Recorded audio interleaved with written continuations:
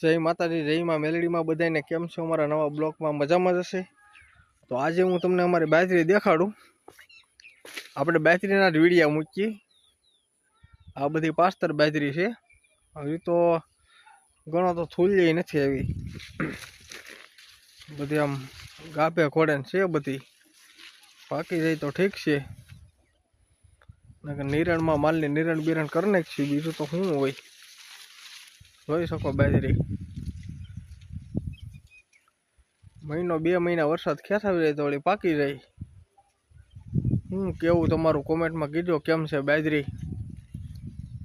એકદમ નજારો છે લીલી વાડી. રાવેલ નદીનું પાણી પીવો મારા વાલા. કઈ ઘટતું જ નથી છે ને લીલી નાગેર. આ જવેર છે. અમારે ટાઈગર ભાઈ છે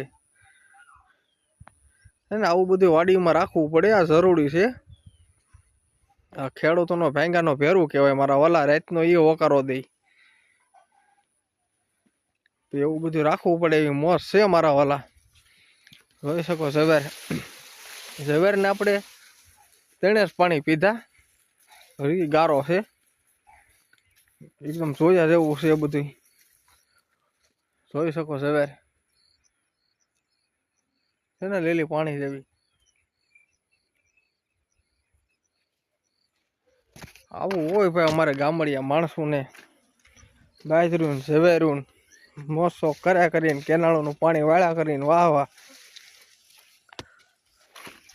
ગામડા જેવી મજા જ ન આવે ભાઈ. ચારે બાજુથી પવન ફૂંકતો હોય ને વાહ. અને દી આસમ છે એટલે ચડી રાખું ધાબા ઉપર. બાકી ખેતરું ખેડે ને સુકાઈ ગયા. આપણે માલ ઢોરાટું વાઢવાનું ચાલુ કરી દીધું ઝવેરને. જોઈ શકો તો બધા કોમેન્ટ કરજો કેમ છે ઝવેર બાજરી. હાલો તે મળ્યા આગલા બ્લોકમાં. જય માતાજી.